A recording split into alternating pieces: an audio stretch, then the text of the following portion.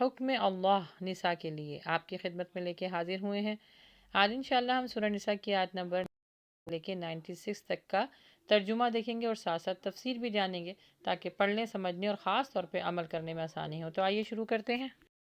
آیت نمبر 91۔ ایک اور قسم کے منافق تمہیں ایسے ملیں گے جو چاہتے ہیں کہ تم سے بھی امن میں رہیں اور اپنی قوم سے بھی، مگر جب بھی فتنے کا موقع پائیں گے اس میں کود پڑیں گے۔ ایسے لوگ اگر تمہارے مقابلے سے باز نہ آئیں اور صلح سلامتی تمہارے آگے پیش نہ کریں اور اپنے ہاتھ نہ روکیں تو جہاں وہ ملیں انہیں پکڑو اور مارو۔ ان پر ہاتھ اٹھانے کے لیے ہم نے تمہیں کھلی حجت دے دی ہے۔ اچھا، اس سے پہلے والی آیت جو گزری اس میں 3 قسم بتائی گئی تھی نا منافقین کی، اس میں چوتھی قسم بتا رہے ہیں کہ کچھ ایسے لوگ ہیں ان کی منافقت اس طرح ہے کہ وہ جب لوگوں سے ملتے ہیں تو ان میں امن چاہتے ہیں، لیکن اگر ان کو موقع ملتا ہے معاملات خراب کرنے کا یا جنگ کرنے کا تو ان کے ساتھ بھی مل جاتے ہیں۔ یعنی وہ لوگ مسلمانوں کے ساتھ منافقت کے ساتھ کام لیتے ہیں۔ ظاہر میں تو وہ لگتا ہے کہ مسلمانوں سے جنگ نہیں چاہتے، لیکن اگر ان کے قوم کی طرف سے جنگ کا اعلان ہو جاتا ہے تو اس میں وہ خوش ہوتے ہیں۔ یعنی مسلمانوں کو تو وہ براہ راست قتل نہیں کرتے یا منع نہیں کرتے کسی چیز سے، لیکن اگر کوئی دوسرے کافر یا دوسرے لوگ جو ہے وہ کوئی سازش کرتے ہیں مسلمانوں کے خلاف تو وہ ان کا ساتھ دیتے ہیں۔ دیکھیں نا، اس قرآن پاک میں جو یہ خاص طور پہ یہ جو آیت ہے اس میں صرف اس وقت کے منافقین کی بات نہیں ہو رہی ہے، اس زمانے کے بھی جو منافقین ہیں ان کا بھی حال دیکھ لیجیے کیا ہے۔ دیکھیں نا، ہم میں سے بھی کچھ لوگ ایسے ہوتے ہیں جو میرے منہ پہ میری بات کریں گے اور دوسرے کے منہ پر دوسری بات کریں گے۔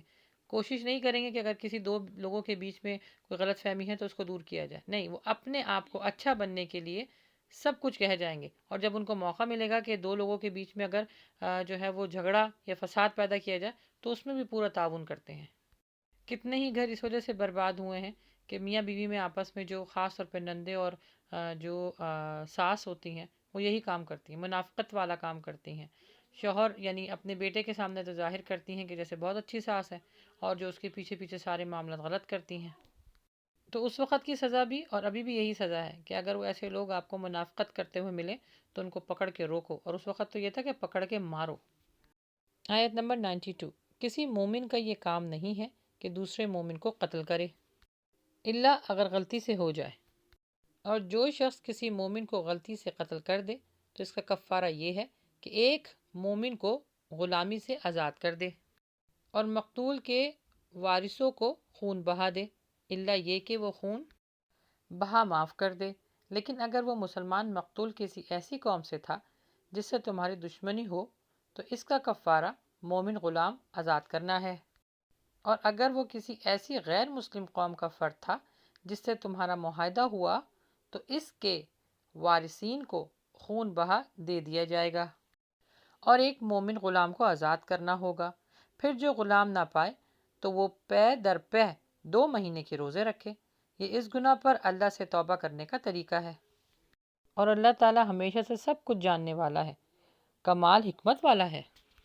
اب اگر کسی سے اس طرح کا معاملہ ہو جائے تو اب غلام تو ہے نہیں، لیکن دیکھیں اللہ سبحانہ تعالیٰ کی کتنی حکمت والی اور کتنی جامع کتاب ہے کہ اللہ سبحانہ تعالیٰ نے اس زمانے میں تو غلام کا ایک سسٹم رکھا تھا، لیکن اس زمانے میں غلام کا کوئی سسٹم نہیں ہے، نہ لانڈی کا کوئی سسٹم ہے۔ تو اس میں ایک اور صورتحال کیا بتائی ہے کہ مستقل 2 مہینے کے روزے رکھے، یہی اللہ سبحانہ تعالیٰ سے توبہ کرنے کا طریقہ ہے۔ سبحان اللہ۔ آیت نمبر 93۔ رہا وہ شخص جو کسی مومن کو جان بوجھ کر قتل کرے تو اس کی جزا جہنم ہے جس میں وہ ہمیشہ رہے گا، اس پر اللہ کا غضب اور اس کی لعنت ہے، اور اللہ نے اس کے لیے سخت عذاب مہیا کر رکھا ہے۔ آیت نمبر 94۔ اے لوگو جو ایمان لائے ہو، جب تم اللہ کی راہ میں جہاد کے لیے نکلو تو دوست اور دشمن میں تمیز کرو، اور جو تم سے سلام کرے تو اسے یہ نہ کہہ دو کہ یہ تو ایمان والا نہیں، یعنی یہ تو مومن نہیں۔ اگر تم دنیاوی فائدہ چاہتے ہو تو اللہ کے پاس تمہارے لیے بہت سے اموال غنیمت ہے، آخر اس حالت میں تم خود بھی تو تھے، اس سے پہلے مبتلا رہ چکے ہو، پھر اللہ نے تم پر احسان کیا، لہذا تحقیق سے کام لو، جو کچھ تم کرتے ہو اللہ اس سے باخبر ہے۔ اس آیت کی تفسیر کچھ اس طرح ہے کہ اللہ سبحانہ تعالیٰ کے راستے میں سفر کرنے سے مراد جہاد کے لیے ہے، اور ایک واقعہ اس طرح پیش آیا کہ ایک جہاد کے دوران کچھ غیر مسلموں نے اپنے مسلمان ہونے کا اعلان کر دیا، تو صحابہ کو انہوں نے سلام کیا، تو وہ صحابہ یہ سمجھے کہ وہ اپنی جان بچانے کے لیے ہمیں سلام کر رہے ہیں، یعنی یہ حقیقت میں مسلمان نہیں ہے، صرف کیونکہ ہم جہاد کے لیے ان کے سامنے کھڑے ہیں اس لیے مسلمان ہونے کا ڈرامہ کر رہے ہیں۔ پھر صحابہ نے ان لوگوں کو قتل کر دیا۔ پھر اس کے بعد یہ آیت نازل ہوئی جس میں یہ اصول بیان کر دیا گیا کہ اگر کوئی شخص ہمارے سامنے اسلام لائے اور اسلام کے تمام ضروری عقائد کا اقرار کر لے تو ہم اسے مسلمان ہی سمجھیں گے اور اس کے دل کا حال اللہ پہ چھوڑ دیں گے۔ لیکن یہ سمجھ لینا چاہیے کہ اس آیت کا مطلب ہرگز یہ نہیں کہ اگر کوئی شخص کھلے کھلے یعنی بالکل کفری عقائد رکھتا ہو اور صرف وہ آپ کو السلام علیکم کہہ دے تو آپ اسے مسلمان سمجھیں۔ آیت میں یہ بھی بیان ہو رہا ہے کہ ان کے عقائد جو تھے وہ بالکل شریعت کے مطابق تھے۔ تو اللہ سبحانہ و تعالیٰ نے فرمایا کہ دلوں کا حال میں جانتا ہوں، نیتوں کو میں جانتا ہوں، تم ظاہری اسباب کو اختیار کرتے ہوئے ان کو مسلمان سمجھو۔ اور اس میں مسلمانوں کو بھی ایک بات کی تنبیہ کر دی گئی ہے، یعنی شروع میں تم بھی غیر مسلم تھے، یعنی اللہ سبحانہ تعالیٰ ان کو فرما رہا ہے مسلمانوں کو کہ تم بھی شروع میں غیر مسلم تھے، اللہ کے فضل سے تمہیں اللہ سبحانہ تعالیٰ نے مسلمان بنایا، کیونکہ تمہارا بھی زبانی اقرار ہی سچے مسلمان ہونے کی ایس سچ کوئی دلیل نہیں تھی، لیکن تمہاری ظاہری اقرار نے تم کو مسلمان بنا دیا۔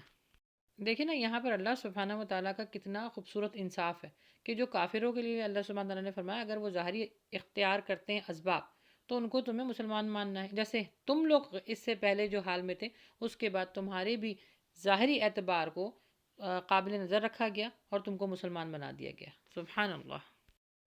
اب ہے آیت نمبر 95۔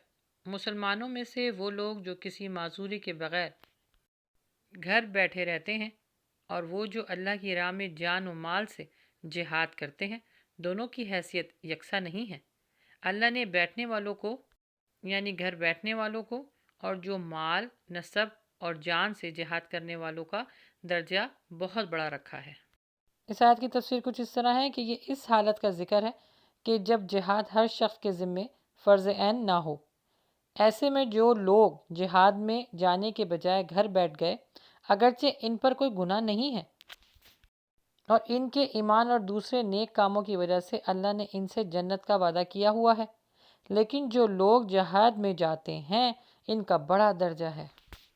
البتہ جہاں جہاد فرض عین ہو جائے، یعنی جب مسلمانوں کا امیر تمام مسلمانوں کو جہاد کا حکم دے دے جب مسلمانوں کا امیر تمام مسلمانوں کو جہاد کا حکم دے دے اور جب کوئی دشمن مسلمانوں پر چڑھائی کرے تو پھر گھر بیٹھنا حرام ہوگا۔